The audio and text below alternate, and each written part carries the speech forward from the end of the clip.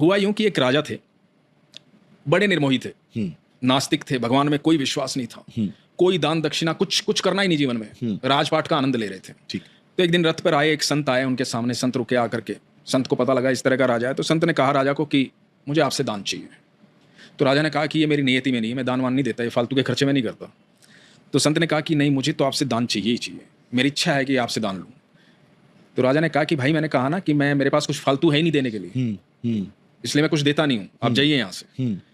तो संत ने कहा कि पर मुझे आपसे लेना है। इन बातों के बीच में क्या हुआ कि राजा के घोड़े ने, जो रथ का घोड़ा था, उसने लीद कर दी।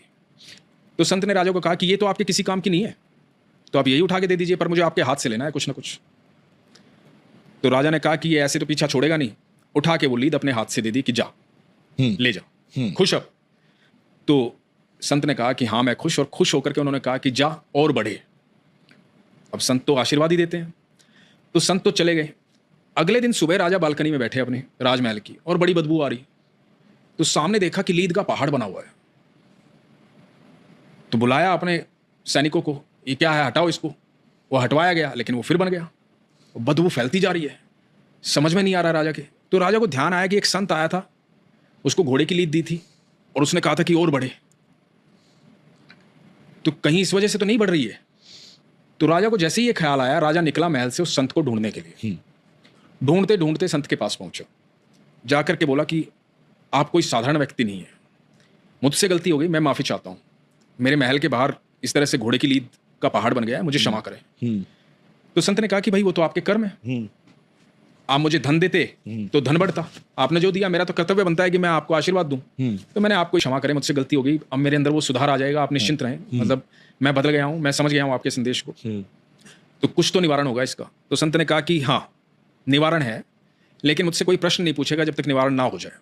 ओके। तो राजा ने कहा कि ठीक है, नहीं पूछूंगा। तो संत ने कहा कि जा अपनी प्रजा में कुछ ऐसा फैला दे कि लोग तेरी बुराई करने लग जाए। अब राजा वापिस आया, राजा ने बातें ऐसी फैलवा दी कि सब जगह राजा की बुराई हो रही है, सारी प्रजा राजा की बुराई कर रही है। इधर जब सुबह बालकनी में देखा तो पहाड़ जो है वो साफ हो चुका है, साफ हो चुका है। अब राजा को लगा कि हाँ अब ये तो पहले जैसा हो गया है, वही सुगंध आ रही जैसे पहले आती थी, कोई दुर्गंध नहीं आ रही। राजा फिर गया संत के पास, संत के पास जाकर के बोला कि महाराज पहाड़ तो साफ हो गया है, सब कुछ ठीक हो गया है, निवारण हो गया है, अब मैं प्रश्न पूछ सकता हूँ? तो संत ने कहा कि हाँ पूछो। बोला कि महाराज ये हुआ कैसे?